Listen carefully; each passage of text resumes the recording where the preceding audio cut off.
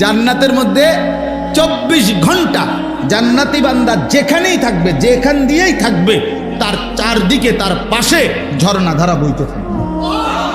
কিসের ঝর্ণা? 4টা ঝর্ণা, 4টি ঝর্ণা, 4টি নহর। 1 নাম্বার মধুর নহর, মদের নহর, দুধের নহর, পানির নহর।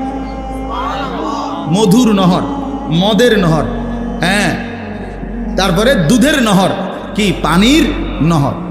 আচ্ছা, তাফসীরের মধ্যে আছে এটা খুব সুন্দর যে 4টি ধারা পানির মতো নহর আর কি। এই 4টি নহর একসাথে একটার সাথে একটা থাকবে, কিন্তু একটা আরেকটার সাথে মিলবেও না। একটার মাঝখান দিয়ে আরেকটার লগে কোনো পার, মানে মাঝখান দিয়ে কোনো ব্যারিকেডও থাকবে না, বুঝেন না? কিন্তু এটা আলাদা আলাদা, কিন্তু কি নাই, কোনো ডিভাইডার নাই, কোনো যে মাঝখান দিয়ে দিয়ে ওয়াল দিয়ে দিয়ে কি করে দিছে এমন না। একসাথে, ওই যে সাগরের মধ্যে এরকম জায়গা আছে, একই সাথে এই পাশের পানি লোনা পানি, এই পাশের পানি কি পানি, মিঠা পানি, কিন্তু মাঝখান দিয়ে কি নাই, ব্যারিকেড, ব্যারিকেড নেই। এই 4টি নহর, দুধের নহর, মধুর নহর, মদের নহর, পানির নহর চলতে থাকবে, বইতে থাকবে পাশাপাশি, কিন্তু কোনো পার, কোনো আর কোনো ব্যবধান থাকবে না। এলো 1। 2 নাম্বার হলো আল্লাহ তাআলা বলেন এই যে উয়ুন, এই 24 ঘন্টা ঝর্ণা ধারা থাকবে, 4টি নহর বইতে থাকবে। এটা কিরকম? মনে করেন আমি এখন চেয়ারে বসছি, তো এই 4টা ঝর্ণা ধারা ওইখানে, ওই চাচারা যেখানে বসছে ওইখানে, আপনার দরকার লাগলে ওইখান থেকে আনবেন না। জান্নাতেরটা এরকম না। বান্দা যদি খাটে থাকে, বিছানায় থাকে, হাঁটতে থাকে, বসতে থাকে, চলতে থাকে, ঘুরতে থাকে, যখন যেখানেই থাকবে তখনই ওই 4টা নহর তার পাশেই থাকবে। এইটা সিস্টেমটাই এটা, বুঝছেন নি আমার কথাটা? এবার ওরা যদি শুয়ে রয়েছে, ও আপনি হোতাতে উঠতে গিয়া মধু খাইবেন বা দুধ খাই, জি না, এনেই আছে, এটা এখানেই আছে। পানির নহরের মধ্যে 24 ঘন্টা জান্নাতের মাছ কিলবিল করবে।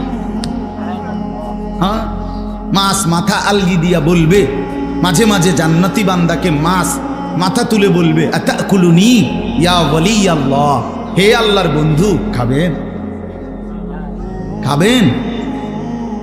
জান্নাতি বান্দা বলবে খাবো। তো মাছ এবার বলবে, আমাতবুখান আম্মা শুবিয়ান, ভুনা খাবেন না ঝোলওয়ালা? ফ্রাই খাবেন না ঝোলওয়ালা খাবেন? কি খাবেন বলেন? কতক্ষণ? গত মাসে আমি ইন্ডিয়া গেছিলাম, দিল্লিতে আমার গলার অপারেশন হয়েছিল। তো আমি দিল্লি এয়ারপোর্টে নামবার আগে আমার যিনি গাইড, ওইখানে যার সাথে আমি যোগাযোগ করছি, সে কলকাতার লোক, ভারতীয় মুসলমান ছেলেটা, তো বাংলায় কথা বলে। আমি তারে বলছি যে ভাই, আমি দিল্লি এয়ারপোর্ট নাইমা আপনার কাছ পর্যন্ত আইতে পারবনি, আমি চিনমুনি।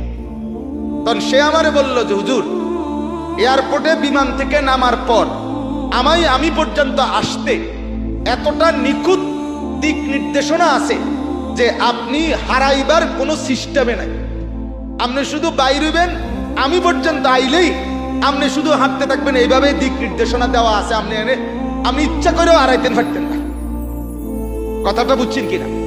ঠিক আমার বলার উদ্দেশ্য হলো এই কথাটা। আল্লাহ তাআলা বলেন, বান্দা, ইন্না হাদাইনাহুস সাবিলা, আমি রব্বুল আলামিন তোমার জন্য হেদায়েতের পথ, রাস্তা বিস্তারিত বলে দিয়েছি। আমি কিতাবও দিয়ে রাখছি, আমি বুঝাইবার জন্য রিজাল, উপযুক্ত আলেমও তৈরি করে দিছি। 2টা থাকার পর কিতাবও আছে, আবার বুঝাইবার লোকও আছে। প্রত্যেক এলাকায়, প্রত্যেক মহল্লায়, প্রত্যেক খাঁটিতে জীবনের একবারে বিন্দু বিন্দু বিষয়ে দিন বুঝাবার। এরপরও তুমি পথ হারাইলা কেন, এরপরও তুমি জাহান্নামী হলা কেন? মূল কারণ এটাই, তুমি নিজেই সিদ্ধান্ত নিছো আমি আগুনেই জ্বলমু, আপনি আমারে বাঁচাইয়া লাভ নাই।